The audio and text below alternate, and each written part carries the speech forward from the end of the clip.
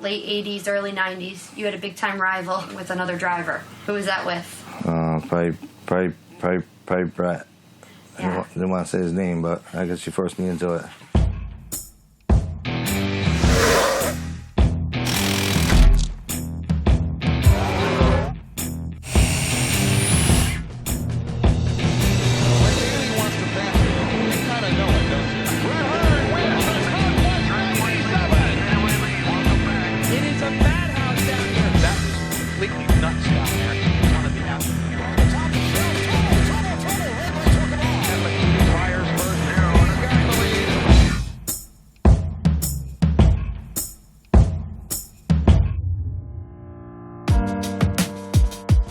The 1990s is often referred to as the decade of peace and prosperity. The internet brought about a new era of communication, business, and entertainment. Pop culture was evolving from the creation of hip-hop to American sitcoms, building new forms of tradition into everyday life. In Middletown, New York, the 70-year-old tradition of racing on the hard clay continued to grow. Racing wasn't the only tradition within the fairground walls.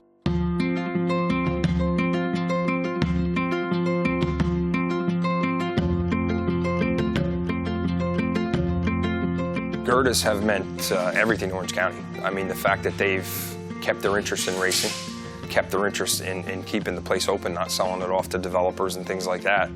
The Gerda family to Orange County is Orange County, really. You know, as long as I've known them, I believe he's on the track. Mike has, I thought, done a phenomenal job maintaining it and keeping it going. They had to do what they had to do to make this place survive. Before Bob Maxwell came in, the concession was called Reed's. And I got talking to Robbie Maxwell about it. My father purchased the Reed family's main restaurant, which is our main restaurant here today. And that's when they started. And since that day, we've had the main concessions here at Orange County Speedway.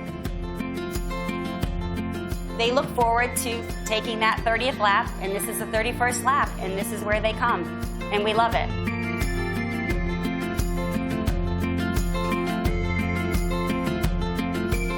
The 31st lap is a place that everybody gathers. Certainly after the races, you're coming down and certain people have a couple drinks and hang out, and it's nice to debrief a little bit about what happened that night. During and after the races is always exciting, and there's never a dull moment. It's a gathering place and somewhere to go after the races to chit-chat and argue about something or whatever, you know. And the fans, they get to see their drivers, they get to talk about, you know, what happened on the track, and a lot of stories here. You know, you have a bad night and your night ends early. There's always some place to go and grab a drink at the 31st lap and drown your sorrows, or go after the race and celebrate. The 31st lap has yielded many experiences and memories to the OCFS family, but times weren't always so easy.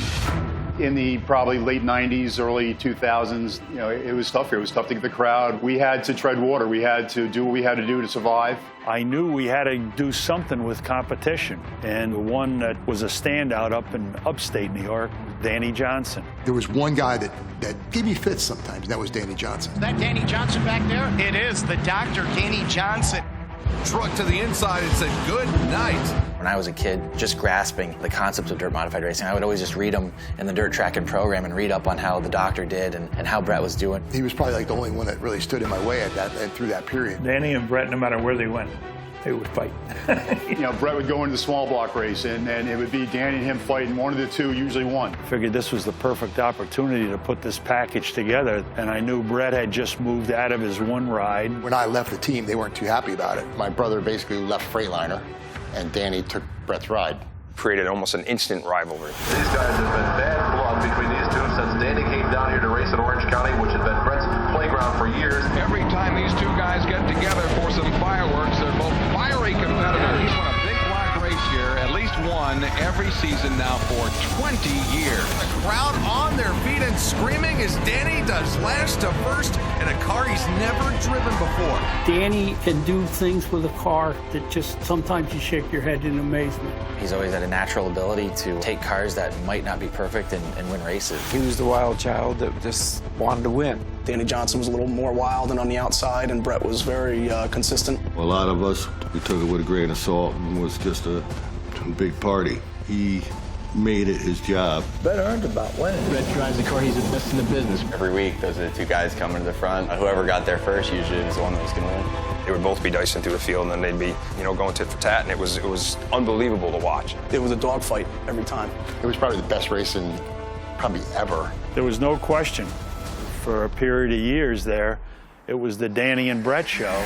Danny eases it in on the bottom. Hearn stays with them step for step on the outside. They come off turn number 4. Danny drifts up just enough to pinch off Hearn. He's in the lead. There was one time where I was pretty close to winning as many times as Brett did, and I wanted to try and get ahead of him. Danny Johnson in the number 6 and Brett Hearn in the number 3. As Brett Hearn down low, can he get him? The answer is no. He had everything given to him with pole positions and up front starting spots and stuff like that, so that was always tough to beat him because of that. Now, if you think with Hearn on the pole that he just mailed it in and won this one easy, forget about it. There's a major story in the back of the field whose name happens to be Danny Johnson. We've gone head-to-head numerous times and for many championships and a lot of close races. And some of the people say that they were some of the best races they've ever seen. Watch this. Sailing through the picture comes Brett Hearn, the New Jersey driver. In the driver's seat, winning is everything. But close races often lead to close calls. Hearn has been taken to Halifax Hospital. If there were absolutely no danger, what would be the point of doing it? And the second aspect of that is if there were absolutely no danger, where do you think all those fans come out for? One guy would be, just taking on fuel. The other guy's changing tires. One guy's pitting out in the middle of the pit lane.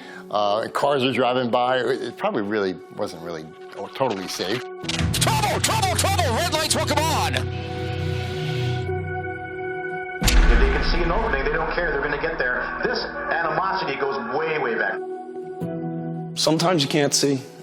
It's scary. You just deal with it. You concentrate as hard as you can. As fast as things happen, you could be instantly taken out of it. Before you even know what's going on, it's over. Suddenly, on the third turn, he seems to lose control of the car and plows into the concrete wall at 80 miles an hour. I crashed in turn 3 and didn't wake up till 75 laps later. You try to be respectful to everybody around you. It's a dangerous sport, and nobody wants to get hurt, and I don't want to hurt anybody, certainly so. I've had some pretty violent race, accidents, and quite a few of them I didn't remember for a couple days, but it's always in the back of your mind when you get out of the car.